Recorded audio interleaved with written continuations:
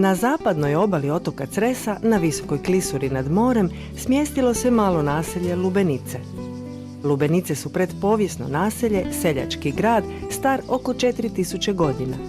Smješten na strmoj litici visokoj 378 metara, što se doslovno ruši u more, a zbog strateških razloga jedna je od najneobičnijih lokacija u hrvatskom primorju i pravi dragulj hrvatske ruralne arhitekture.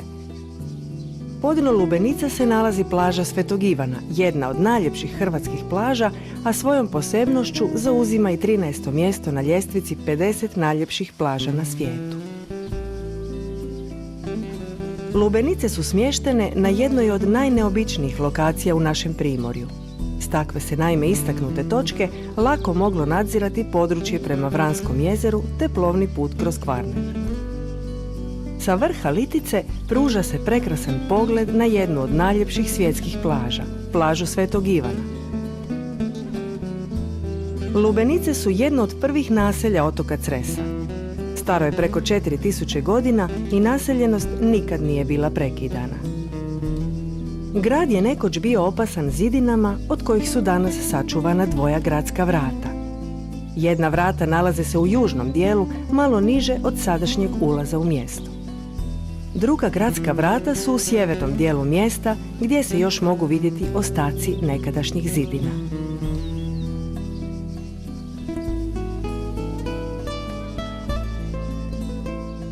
Vjeruje se da su Lubenice ime dobile po latinskoj riječi hibernicius, u značenju vjetrovit, jer je vjetar česta pojava u mjestu smještenom na vrhu litice.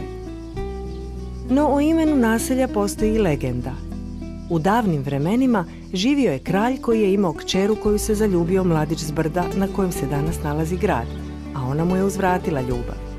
Nezadovoljan njenom odlukom, kralju je istjerao iz Osora.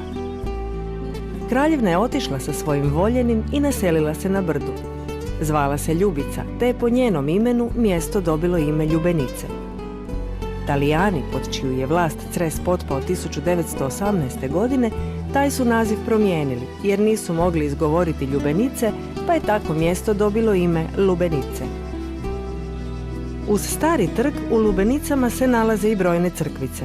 Crkvica Sveta Nedjelja, gotička crkvica Svetog Antuna Pustinjaka, župna crkva Blažene Djevice Marije sa zvonikom iz 18. stoljeća, te crkvica Svetog Jakova.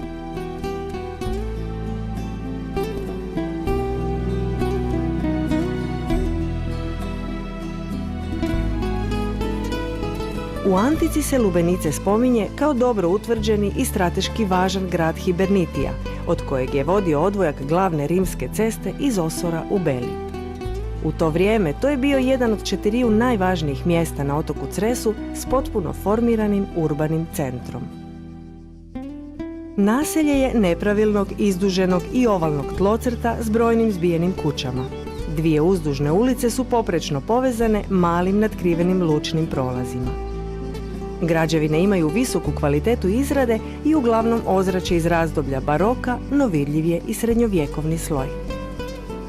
Ovaj mali kameni gradić danas broji svega 24 stanovnika.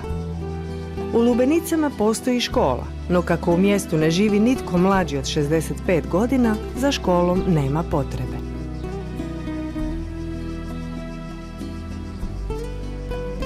Posebno su zanimljivi monumentalni dimnjaci, iznimnih dimenzija i oblika, kao i ostali elementi ruralne arhitekture.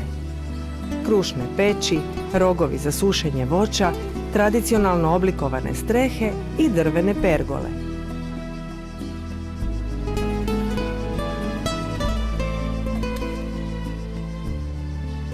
Povijest Lubenica vidljiva je na svakom koraku. Stanovnici ovog mjesta se i danas, poput njihovih predaka, bave ovčarstvom, vinogradarstvom, ribarstvom, te na taj način njeguju tradicijski način života. Ovaj živopisni gradić s trgom, zvonikom, crkvicama, gradskom ložom i srednjovjekovnim gradskim zidinama teško je riječima opisati. To je pravi biser ruralne arhitekture i njegovu iskonsku ljepotu treba jednostavno doživjeti. Svojom poviješću i ljepotom predstavlja pravi dragulj hrvatske kulturne baštine. Bijeloglavi sup je zakonom zaštićena ptica i jedna je od najvećih ptica koje lete, raspona krila i do 280 cm. Na Cresu obitava više od 70 parova.